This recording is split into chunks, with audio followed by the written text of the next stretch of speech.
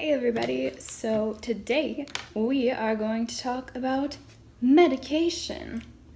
If you have any type of chronic illness, you will probably know that we take a lot of medication, both for physical symptoms and sometimes mental symptoms. Today I thought it would be fun to show you my regime, if you will, of medications, as well as talk about ones I've had in the past and how they worked for me.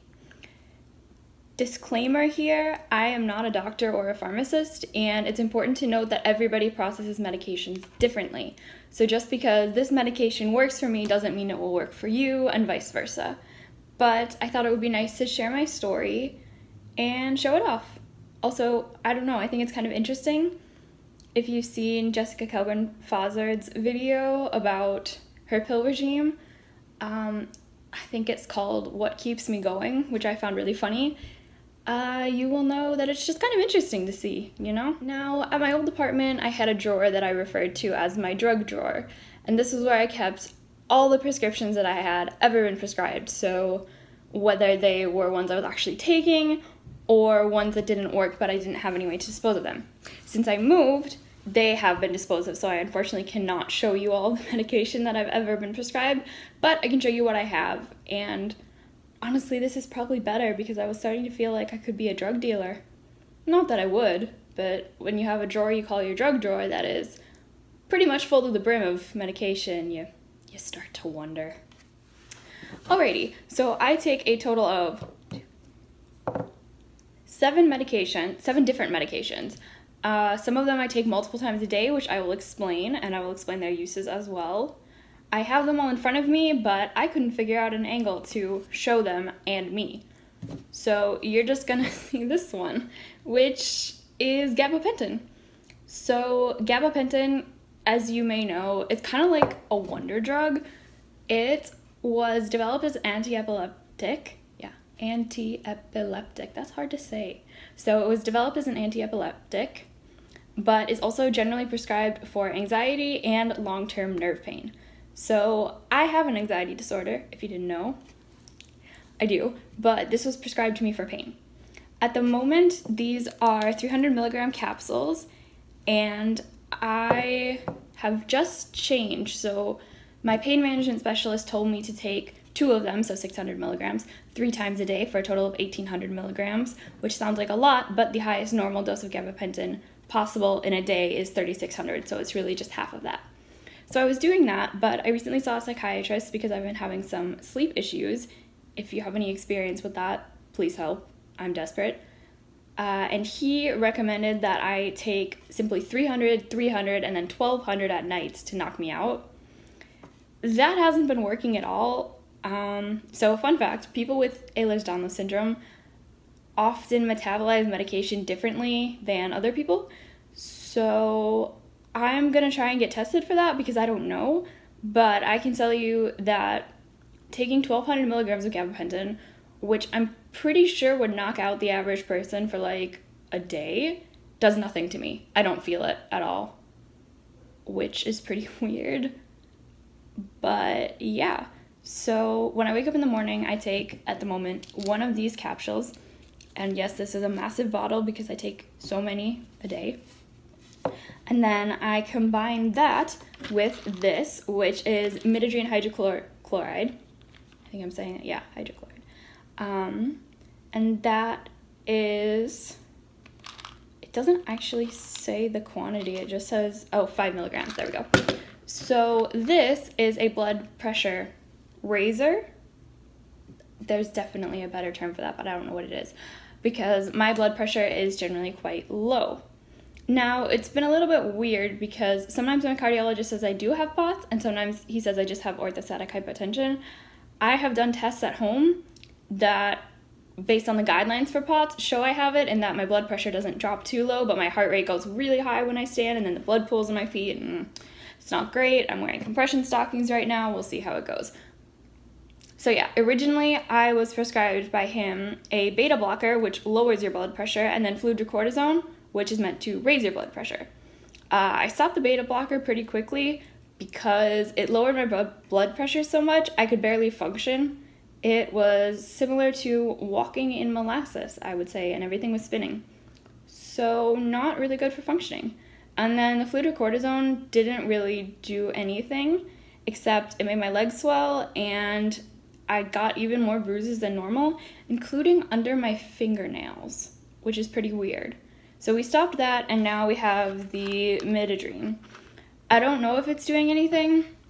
To be honest, I don't feel any different, but I meant to record my blood pressure twice a day for a week and then send it in. So here's hoping, I guess. Okay, next, just a quick one. Birth control. This isn't a chronic illness thing. It's a pretty standard thing, I guess. So yeah, I take birth control. Yay. What else do I have here? I take, what is this? Oh, sertraline. I accidentally grabbed both of my bottles. So sertraline is the generic name for Zoloft, which is an anti-anxiety medication and an antidepressant. So I also have depression. Yay. And it's been getting worse lately, so that's why I met with the psychiatrist. And we are working on a new medication plan for me, so he upped my sertraline to 200 milligrams once a day. Again, I haven't really felt any effect, but with psych medication, it can take a month, so I'm waiting. So yeah, I have 2 bottles right now because this was from my old prescription, this is my new one, so I have a lot of sertraline. Then the last 2, I have allergy pills. This is pretty standard. I have pollen allergies, and I just generally always feel like I have a stuffy nose, so I don't know if it helps, but I try. And then lastly, I have hydroxyzine Pamoate capsule of 25 milligrams. So this is also prescribed to me for sleep. And fun fact, this is just Benadryl, the allergy medication, if you know it. So this also doesn't really help me at all. So my doctor said if, as needed, I could take one of those with the 1,200 milligrams of gabapentin. I feel nothing from it. When I went into anaphylaxis from a different medication, they were shooting me up with 100 milligrams of Benadryl. Didn't pass out or anything. I just felt like it was too much effort to talk, I guess would be how I describe it. So 25 milligrams doesn't really do anything to me. Okay, now that we've gotten out of the way what medications I actually take, I'm just gonna quickly go over what medications I have tried and didn't work. So I already mentioned the beta blocker and the fludrocortisone. Those didn't work. Besides that, I've mostly been prescribed psych meds for different things. So let's see. I was prescribed duloxetine or Cymbalta for the pain.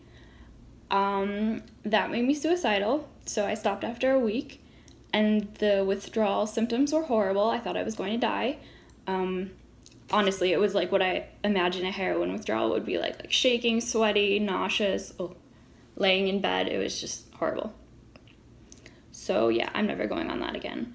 I also was prescribed amitriptyline to help me sleep. Amitriptyline used to be prescribed as an antidepressant, but it actually was so sedating that people couldn't function. I agree with that. I couldn't do anything for a day on it. I literally lasted one day.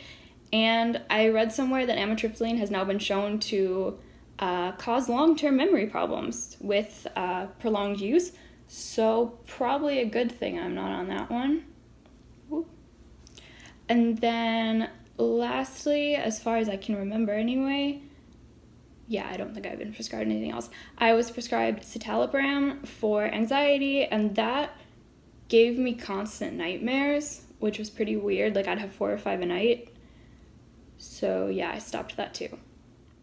Now, to wrap this up, I would just like to say something that kind of really annoys me. I see a lot of these memes that have like picture of trees and it says this is an antidepressant, and then under it says pills, and it's like, this is shit.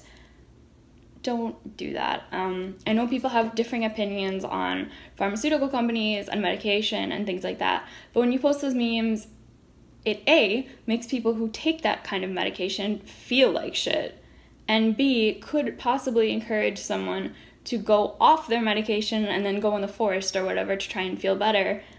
That's really dangerous. Stopping cold turkey any type of medication will have side effects, and they won't be pretty. And in the case of someone who's on antidepressants, when you go off them, your suicidal impulses could come back if you have suicidal impulses. So you can't just tell people to ignore the advice of their doctors. Medical professionals, I'm assuming, are not a medical professional if you're making memes about this.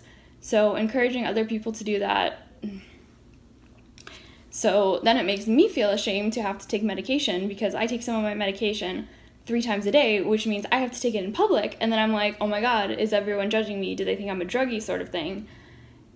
And it's just, don't do that. You don't know anyone else's situation. So judging them like that is just kind of shitty. Okay. This was supposed to be a lighthearted video, and it kind of is, I think, as lighthearted as medication can be, but that really gets my goat. That's a fun expression. I like that expression. But yeah, it gets my goat when people shame other people for medication, or really how they're dealing with their chronic illness at all, especially if it's been prescribed or recommended by a medical professional. Anyway, I hope you guys have a great rest of your day, night, afternoon, whatever time it is, and I will see you next week.